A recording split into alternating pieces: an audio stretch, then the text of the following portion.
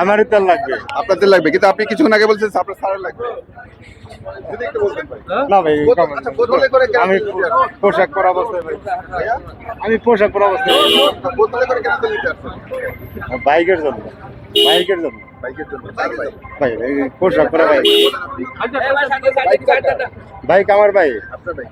আপনি বোতলে কেন আসছেন? বাইক কি বন্ধ হয়ে বাইক তো গেছে? বন্ধ হয়ে গেছে। তেল কি পাচ্ছেন আপনি? এর না, আগে? তেল পাওয়া যাচ্ছে না। কি সমস্যা যদি একটু বলতেন? এইটাই, সবাই তো জানে সমস্যাটা কি, সবাই তো কেন্দ্রীয়ভাবে সমস্যা দেখতেছে যে সমস্যা।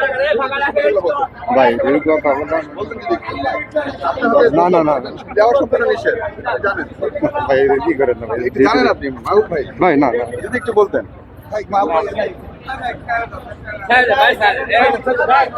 যদি একটু বলতেন ভাইয়া, আপনি বাইকের তেল বোতলে কেন নিচ্ছেন?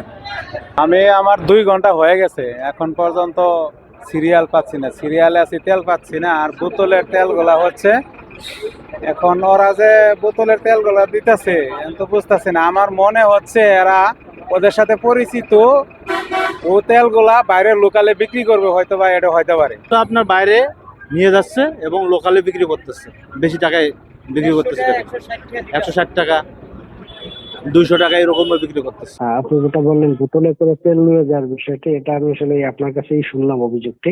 তো এরকম যদি কোনো প্রমাণিত আমরা পাই বা যে অভিযোগ যেহেতু দিয়েছেন, আমরা এটা তদন্ত করতেছি এবং ওইখানে আমরা অভিযান পরিচালনা করব এবং এরকম পেলে আমরা আসলে আইনগত ব্যবস্থা নিব।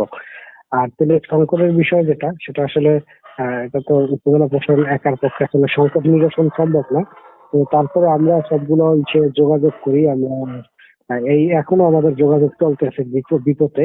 তাদের চাহিদা এবং মজুদ কি আছে আমরা সেই তথ্যগুলো সংগ্রহ করতেছি এবং আমরা আসলে সমন্বয়ের চেষ্টা করতেছি যাতে কোনো পেট্রোল পাম্প চাহিদার চেয়ে কম পেয়েছে কিনা বা কেউ মজুত করেছে কিনা আমরা সেটা ক্যালকুলেট করে আসলে বের করছি।